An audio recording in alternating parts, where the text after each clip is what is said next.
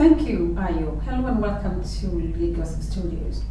United States Secretary of State Michael Pompeo has congratulated the people of Nigeria on a successful presidential election. He also congratulated President Muhammadu Buhari on his re-election. Secretary Pompeo commended all Nigerians who participated peacefully in the February 23 presidential and National Assembly elections and condemned those whose acts of violence harmed Nigerians in the electoral process.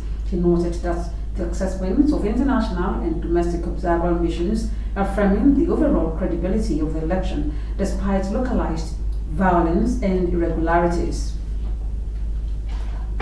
President Muhammadu Buhari has said the next 4 years of his administration will be tough as he pursues his campaign promises of securing the country, transforming the economy, and sustaining the fight against corruption. The president said these at a special meeting with his cabinet ministers who came to the State House in Abuja to congratulate him on his election victory. The president said his last lap of 4 years was going to be tough because people were very forgetful of his party's 3 fundamental issues, saying there is need to secure a country or an institution to manage it properly. Buhari said, secondly, attention would be given to the economy, noting that the unemployed able bodies were the problem of this country as a whole, with more than 60% of youths, that means 35 years and below, requiring to be kept busy. The president, who also spoke on his campaign tour, said that the successful completion of the tour had proven the opposition wrong, that he was unfit to govern the nation. And Governor Ibikunle Amosu of Ogun State and his Imo State counterpart, Roke Zugorocha, have been suspended from the All Progressives Congress APC, the National Working Committee and WC of the All Progressives Congress APC, which took this decision, also recommended their expulsion from APC to the National Executive Committee NEC of the party for ratification. The decisions were taken at the NWC meeting today in Abuja, where allegations of anti-party activities were leveled against the governors. Amosu and Okorocha were both elected senators on the platform of APC on Saturday, but they are backing different candidates of the March 2 governorship election. The People's Democratic Party, PDP, in the Southwest has backed the request of the party's candidates in the last Saturday's presidential election, Atiku Abubakar, to challenge the results of the exercise in court.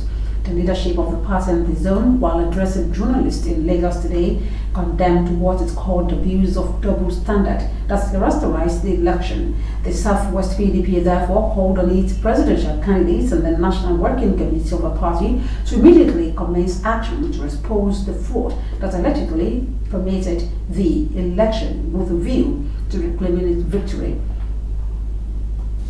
It is also pertinent to mention that elections in the State House of Assembly hold same day.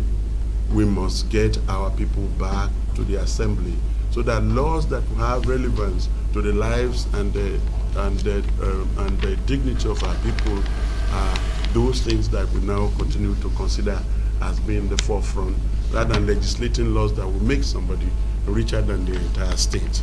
That we must stand and be counted. What are you going to tell generations of your children? That somebody scared you and you walked away from your responsibility? To vote is the responsibility of all the citizens to select their leaders. We have presented Jimmy Agbaje as our leader, as the governorship candidate. We will be disciplined, we will be decent, but we will be resolute. On Saturday, go out, you vote for our candidate, Jimmy, you support him, and you will see a change. The party said it would not allow any disruption of the next round of elections, while also calling on Nigerians to vote for its candidates across board next Saturday. Some traders of Igbo extraction in Lagos Island have called on both the states and the federal governments to provide adequate security covering the markets following a recent attack by hoodlums. The traders claimed that they were attacked in the early hours of the day while they were just opening up their shops for the day's business. They said miscreants came in dozens, armed enough to overpower the traders in the market. This morning, we came to open our shops as usual. So about 8 boys came with arms and a weapon, and they were asking us to close shops. I was bold enough to confront him and ask him what was happening. He said that we should close shop, that they killed one of their brothers in the east. But before you know it, people started running up and down, and people's goods were damaged. That run into millions of naira. If they come and start beating people or destroying people's goods, people might be forced to react, and that might escalate into something else. So we plead on government at least to send us security men so that they can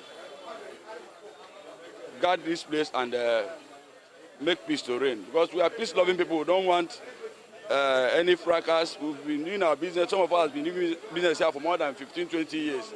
And we don't have problems with the community. Some boys came into the market and started fighting them that they have announced the winner of the election, which our president, Mr. Muhammadu Buhari, has won the election, and the Igbo people voted for Atiku. And for that reason, now that Atiku could not win, they should go back to their houses or to their states. I have talked to them, I have told them to calm down, no issue, they should go back and do their businesses, which I've also spoken with the CDA chairman, the CA, the CDC chairman, they all know me. So I spoke with them and they assured me that there will be any problem. And I've talked to my people also to go back to their businesses and be doing their business. They also alleged that the miscreants paraded the streets and markets areas unabated until the arrival of men of the Nigerian police force. The streets affected include Uluwele, Azikwe, Tinubu, Bambushi, and Ali streets. And next is business news. Adeboyega Labion is standing by. Good evening, Adeboyega.